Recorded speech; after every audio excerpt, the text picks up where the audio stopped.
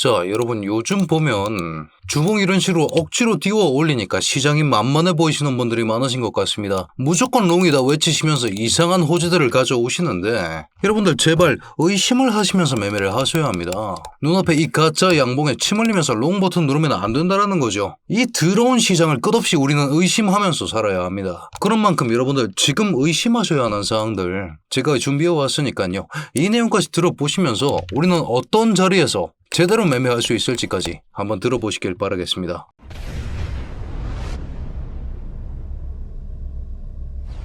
반갑습니다. 현명하게 매매하자. 코인인사이트의 현우 트레이더 인사드립니다. 자, 여러분 우선적으로 단기 관점 한번 복귀를 해보겠습니다. 비트코인은 4월 17일에 만들어진 고점이 가장 중요하다. 지금 추세상에서는 그렇다라고 말씀을 드린 바가 있었습니다. 그 이유가 뭐였을까요?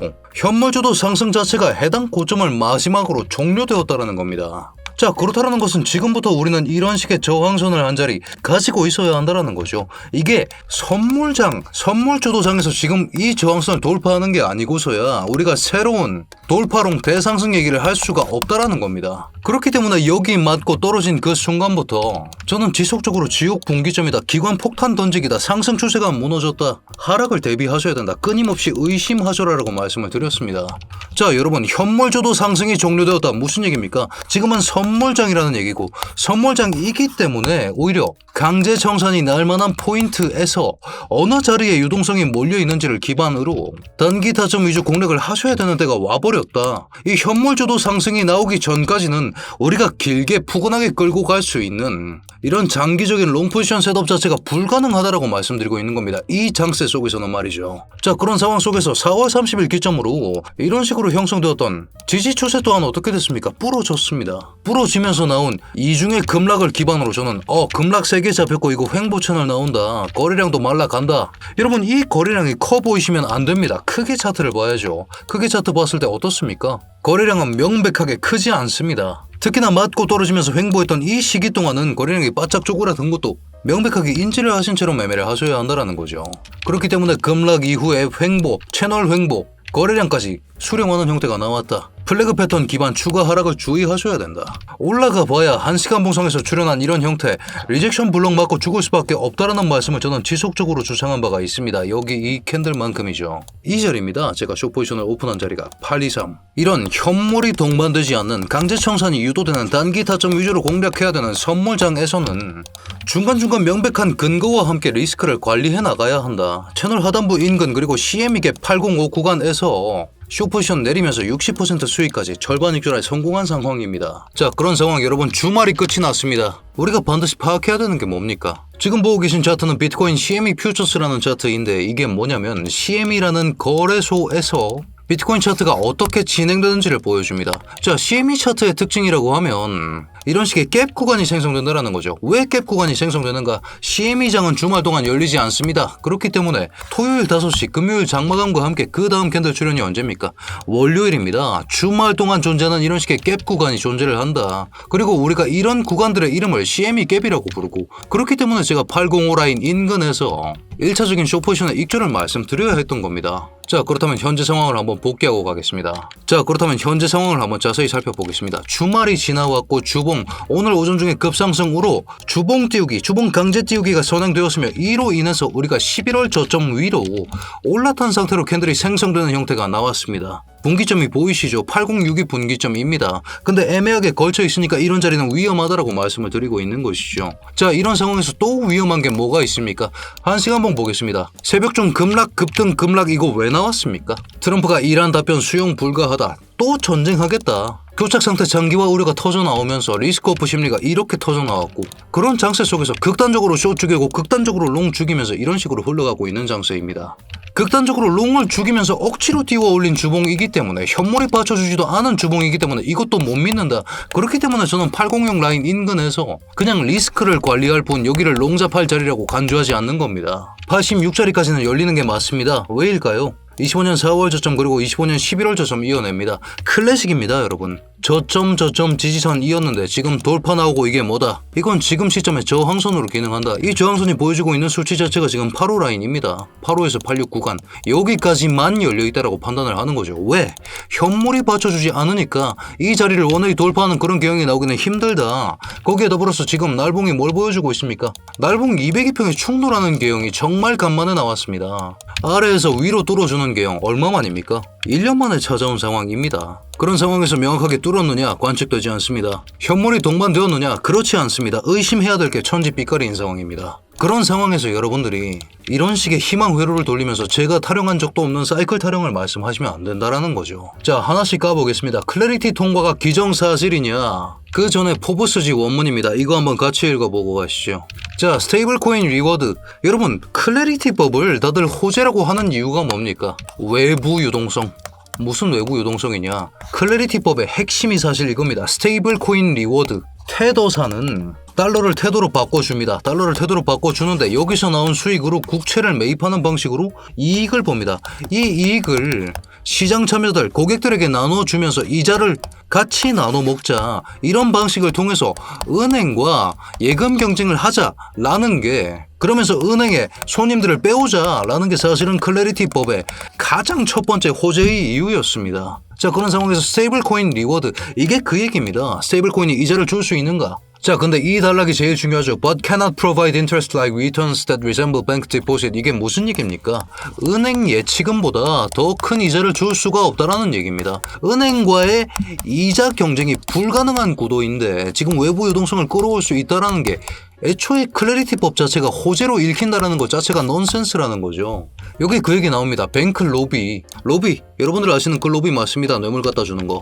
미국은 로비가 합법이죠. 은행권이 로비합니다. 왜? 자기네 예금 고객 다 뺏길 판이니까. 그래서 브레이크 걸렸던 거고, 그래서 자꾸 합의안 엎어지는 건데, 지금 나온 합의안 확정 사안으로는 은행보다 높은 예금 이자 시스템 주지 마라, 이렇게 확정 땅땅땅 나온 상황이고, 그런 상황 속에서도 클래리티법 상원 통과까지 관건이 남아 있습니다. 사실상 진짜 백이 호재도 아닌 게 100%도 아니다. 기정사실도 아닐 뿐더러 호재도 아니다라는 생각을 반드시 하셔야 한다는 거죠. 의심하십시오, 여러분. 자, 다음 봅시다. ETF 자금도 유입되는 마당. 참 사실은 여러분 웃기는 게 기관을 무슨 바보 병신쯤으로 알고 계시는 것 같습니다. 기관은 개미를 털면서 돈을 법니다. 왜? 지금 장세가 선물장이니까.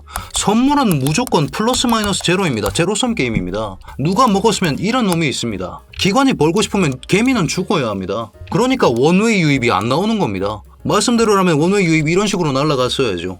유입 유출 왜 반복됩니까? 털만한 자리에서 터는 겁니다. 사실상 신규 플레이어인 MSBT 어딥니까? 모건 스탠리 4월 8일에 들어왔기 때문에 매진 물량이 적으니까 얘네는 울며 겨자 먹기로 땡기는 거고, 그런 상황에서 피델리티 팔아제끼고 있고 아이비트, 블랙록도 팔아제끼고 있습니다. 무슨 근거로 지금 기관이 지속적으로 유입만 된다라고 판단하시는지 저는 알 수가 없습니다. 다음, 스트래티지가 물량을 받아먹는다. 최근에 기조가 바뀌었죠. 무매도 기조를 수정하겠다. 자, 왜 수정하느냐? 주당 비트코인 가치를 높이기 위해 필요하면 비트코인을 매도하겠다라는 대의 명분. 이것보다 실질적인 이유가 뭡니까? 배당금줄 재원 확보입니다. 1분기 실적 악화되면서 순손실 기록하고 주가 또한 하락했습니다. 이 사람들도 돈이 무제한이 아니라는 얘기죠. 그리고 이 판에 오래 앉아 계셨으면 이 구간 일대 스트래티지 평단이 76K였습니다. 60K 지옥 밑바닥에서 헤맬 때도 스트래티지 평단 76K였다는 얘기입니다. 희망 회로를 돌리면서 이 선물장에 덤비지 마십시오. 희망 회로는 현물장에서 돌리는 겁니다. 적어도 코인베이스 프리미엄이 양수로 전환되는 걸 보고 나서 희망 회로를 돌리라는 점 강조드리면서, 제 영상에서 사실상 빠짐없이 등장하는 코인베이스 프리미엄 지표, 그만큼 중요하기 때문입니다. 청산이라는 개념이 존재하는 한 선물장에서 확신을 가지고 베팅하지 마십시오. 선물장은 무조건 의심하면서 매매를 하셔야 하는 겁니다. 그렇기 때문에 제가 브리핑룸 통해서도 여전히 선물장이다, 클래리티도 호재로 읽기 힘든 상황이다, 헤드라인만 믿기보다는 가격 구조에 집중해서 매매해야 하는 선물장이라고 강조드리면서 매매하고 있습니다. 여러분들께서도 이런 식으로 이슈 뒤에 감춰진 진실이 뭔지, 뭘 의심해 봐야 되는지, 이런 내용들 꼭 받아보시면서 매매하시길 권장드리면서 제가 바라보는 자리 그리고 지금 가져가고 있는 마인드셋 이런 내용들까지 받아보실 수 있는 제 브리핑룸 입장 링크를 고정 댓글에 남겨뒀습니다. 다만 여러분 입장 전에 아직까지 구독, 좋아요 눌러주지 않으셨다면 지금 한 번씩만 눌러주신 후에 입장해 주시길 부탁드리겠습니다. 사실은 추세들이 하나하나 다 깨져나가고 있고 가격 구조적 관점에서 봤을 때 아직까지는 추가 판단을 하기 힘든 자리가 맞습니다. 그렇다라고 했을 때는 지금 자리에서 섣불리 신규 포지션을 잡으셔서는 안 된다. 지금부터 제일 중요한 건 결국 가격 구조적 관점에서 봤을 때 고점 갱신에 실패했죠. 이 고점을 우리는 로어 하이, 낮아진 고점이라고 부릅니다. 자, 로어 하이에 로어 로우, 낮아진 저점이 추가적으로 등장하는 경우 하락 구조가 확정됩니다. 그렇기 때문에 지금 792 저점이 그렇게 중요하다고 강조드리면서 792 저점을 받쳐주고 있는 자리가 1시간 봉 보겠습니다. 자, 거래량 튀면서 매도 캔들 세게 잡혔던 이 자리, 여기서 분명히 가격이 급락하면서 생성된 저항갭 구간, 속도가 빠르기 때문에 꼬리와 꼬리만큼의 사이 구간, 이런 자리를 FVG라고 한다고 말씀을 드렸죠. 아니 현우야, 저항인데 이게 원웨이 돌파가 나왔다. 이런 원웨이 돌파 과정과 함께 직전에 하락 구조를 붕괴시키는 형태가 나왔습니다. 그런 경우에 우리가 이런 구간을 IFVG라고 한다. 79.1부터 79.6까지 존재하고 있는 이 구간이 그 이후에 여기서 침범이 나오긴 했지만서도 꼬리까지 찔린 자리가 아니기 때문에 지금도 이 791에서 796 자리 내부에 792 저점이 받쳐지고 있는 형태이기 때문에 여기 내부에서 어떤 반응이 나온지를 의심하면서 관찰해야 되는 단계지 지금 섣부른 판단을 할 수는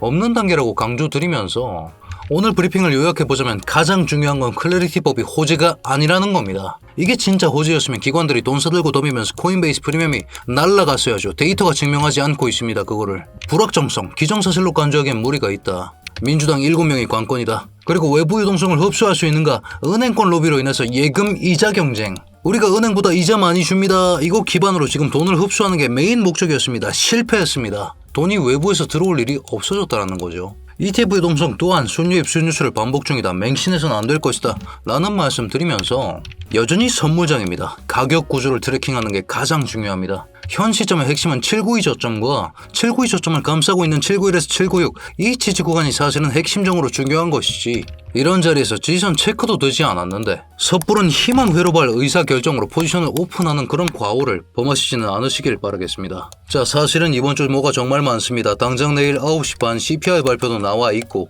모레 수요일에 PPI도 나오는 날일 뿐더러 14일에서 15일 동안 트럼프가 방중까지 계획 중에 있죠.